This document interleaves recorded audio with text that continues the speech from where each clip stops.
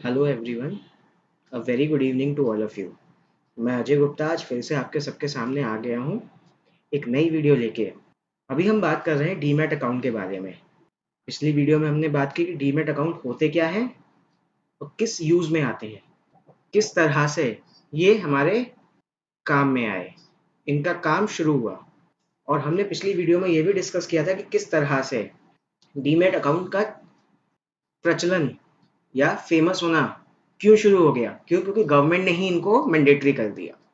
तो अब आप आइए, अगर आपको डीमैट अकाउंट से ट्रांजैक्शन करनी है तो समझिए पहले कि ये काम कैसे करता है। How do demat accounts work? सबसे पहले क्या होता है, when you buy shares the broker credit your demat account with the shares and these shares are reflected in your statement of holding. अब इसमें देखिए आज की क्लास थोड़ी सी टेक्निकल होगी, तो मैं आप सबसे रिक्वेस्ट करता हूँ कि मेरी क्लास आज आप पूरी देखें। आज ही क्या, सारी क्लासेस मेरी पूरी देखा कीजिए, जिससे कि आपको वो टेक्निकल चीज़ें जो मैं वीडियो के बीच में बताता रहता हूँ, अगर आप बीच में छोड़ देंगे वो वीडियो तो मिस हो जाएंगे। और उस चीज़ का यूज़ हमारे आने वाली वीडियोस में, आने वाले टॉपिक्स में बहुत यूज़ होता है।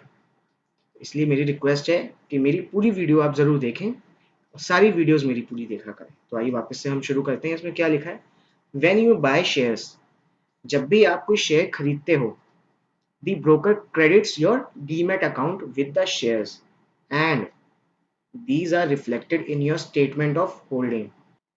देखिए इसमें क्या लिखा है, जब भी आप शेयर खरीदते हैं तो जो भी आपका ब्रोकर होता है, जो भी आपका डीपी होता है यानी कि डिपॉजिटरी पार्टिसिपेंट, वो आपके डीमैट अकाउंट में उतने शेयर्स क्रेडिट कर देता है। ये चीज़ आप समझे। जब भी आप बैंक स्टेटमेंट देखते हैं तो अगर हम उसमें पैसा और डालते हैं या पैसा बढ़ता है तो क्रेडिट होता है।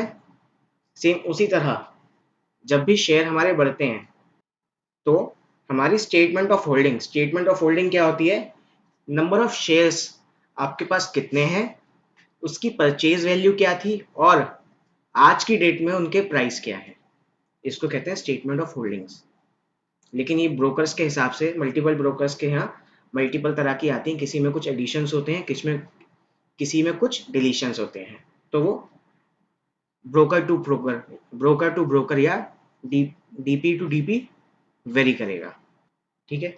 Typically the broker credit the shares on T+2, that is trading debt plus 2 days after that. Generally क्या होता है, जब भी हमें सेल करनी होती है या परचेज करना होता है, पहले हम परचेज की बात करते हैं।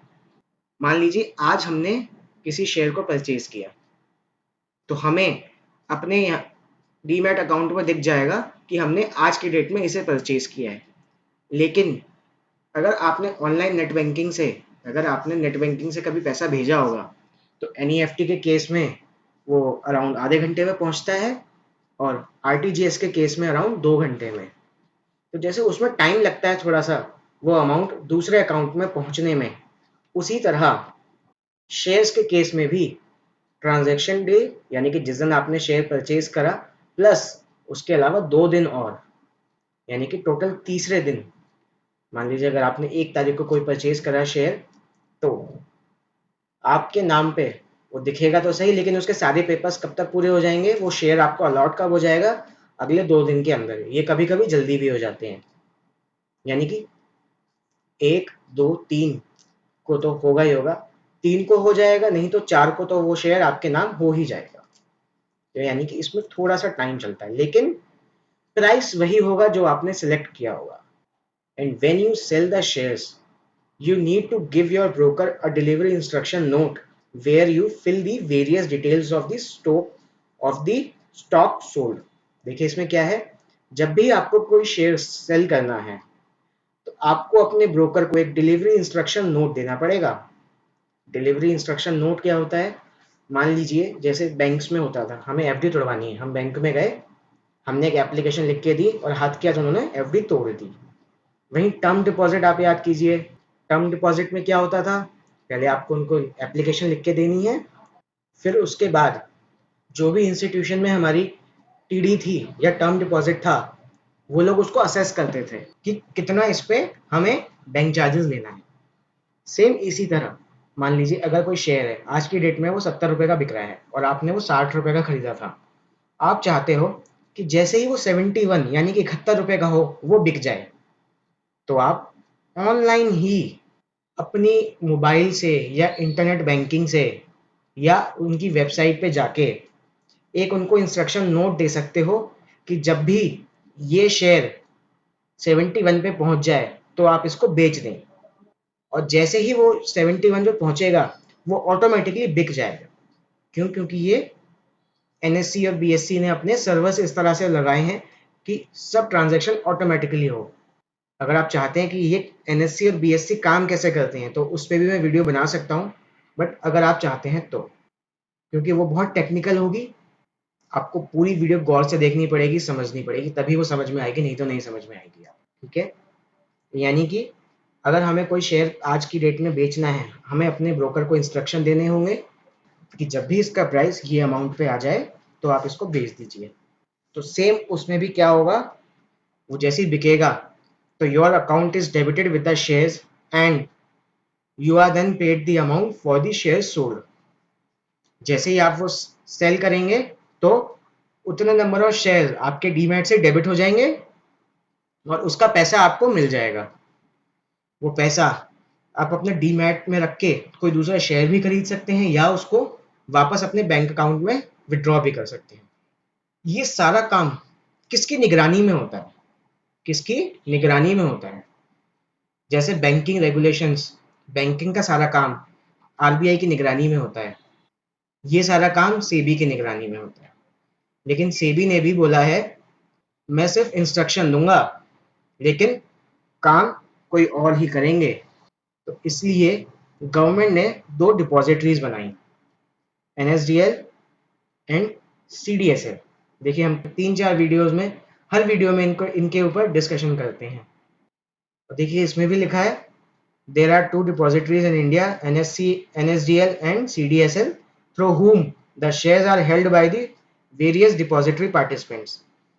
जब भी कोई शेयर या म्यूचुअल फंड आप लेंगे डीमैट के थ्रू तो वो किसी ना किसी डिपॉजिटरी में सेव होकर रहेगा, किसी ना किसी डिपॉजिटरी में रजिस्टर्ड हुआ होगा और उसी में आपका अकाउंट भी रजिस्टर्ड होगा। जैसे कि जब भी आप बैंक अकाउंट खोलते हैं तो आपके बैंक अकाउंट की डिटेल्स आरबीआई के पास सेव होती है, उसी तरह जब भी आप डीमैट खोलोगे तो आपकी डिटेल्स, आपका पैन, आपका एड्रेस, आपका आधार कार्ड, आपका पैन कार्ड, आपकी बैंक की डिटेल्स, आपकी इनकम कितनी है उसकी डिटेल्स, ये सब एनएसडीएल या सीडीएसएल के पास ज़रूर होगी।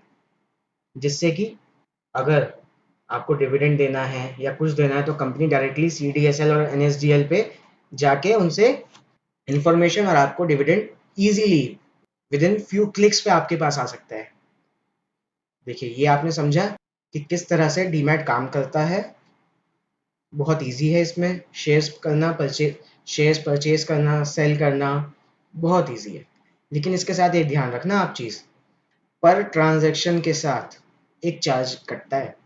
पर ट्रांजैक्शन के साथ जब भी आप कोई सेल करोगे तो डिपॉजिटरी आपसे चार्ज करेगी, क्योंकि वो आपको सर्विस दे रही है ना, तो वो अपनी सर्विस चार्ज भी लेगी।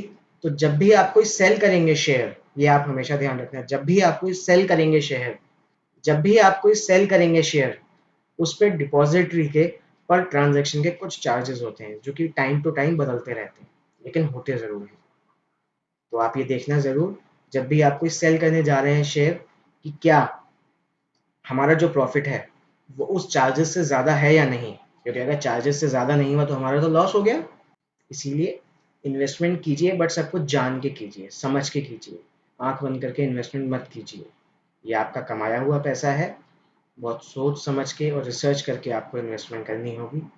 या अगर आप चाहते हैं कि इन्वेस्टमेंट प्लानिंग में मैं आपकी हेल्प करूँ तो मेरी मेल आईडी नीचे दी हुई है, आज मैं अपनी प्रोफेशनल आईडी भी डिस्क्रिप्शन बॉक्स में लिख दूंगा।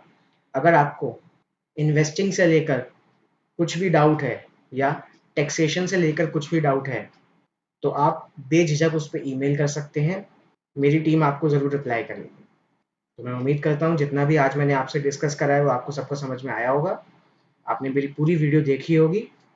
जल्द ही मिलेंगे अगली वीडियो में, तब तक के लिए thank you so much. And please be safe.